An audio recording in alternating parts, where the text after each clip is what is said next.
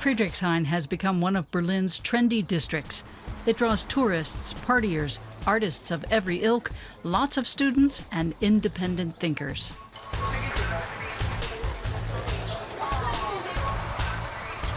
It's also begun attracting companies. 13 years ago, Universal Music moved its German headquarters from Hamburg to Berlin's Friedrichshain into an old warehouse on the banks of the Spree with 500 employees. Why? Berlin is extremely liberal, relatively affordable, and multicultural. And that promotes creativity, which is what we need in a creative business dealing with a creative product. That's the atmosphere we want to breathe. We want to be where the creativity is, where artists feel more comfortable, where they live. We want to be part of this scene. Visiting musicians, partiers, and tourists can stay at the Design Hotel Now, one of a Spanish-based chain.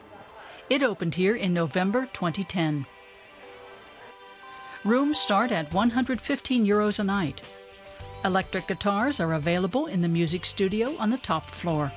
The hotel is almost always booked out. Quite a few individual tourists come over the weekend or during the holidays. But in terms of business clientele, we also have lots of companies booking. And we host lots of major events. We have enormous space for conferences and programs. You can tell that companies want to come to Berlin and need locations here.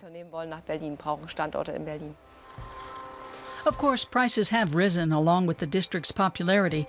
Rents had been going up since the Berlin Wall came down, but faster than the average for other major cities.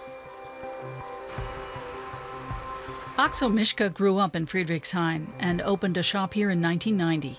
He's glad to have the big spending customers, but he knows many original residents can hardly afford to live here anymore. You can't just think of business. You also have to consider the residents, and here I see a negative tendency.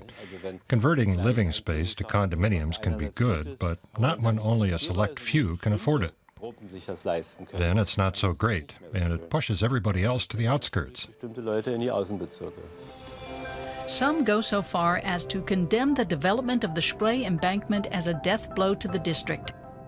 So says graphic designer Robert Muszynski.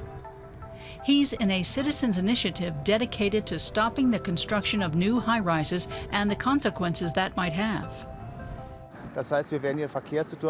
We'll end up with traffic congestion, much like in Paris, where cars are always caught in those traffic circles. Everybody honking and nobody moving. We're afraid we'll see that here. Plus, too many condominiums are being put up, just because they're investments or even money laundering schemes. Of course, we're against that. Berlin's popularity keeps growing. Another symptomatic phenomenon is the Immobilien Scout Company, a major European real estate portal for referring apartments and houses for rent or sale.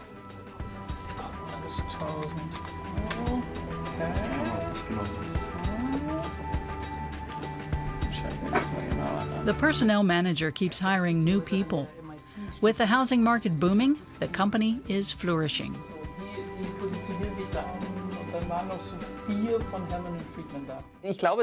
I think Friedrichshain is a bit more expensive, but it's also highly sought after. That has an impact.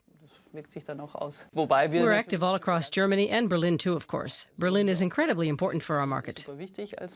But this is the trend all across Germany. In 2014, almost 12 million tourists came to Berlin, and they go where the action is.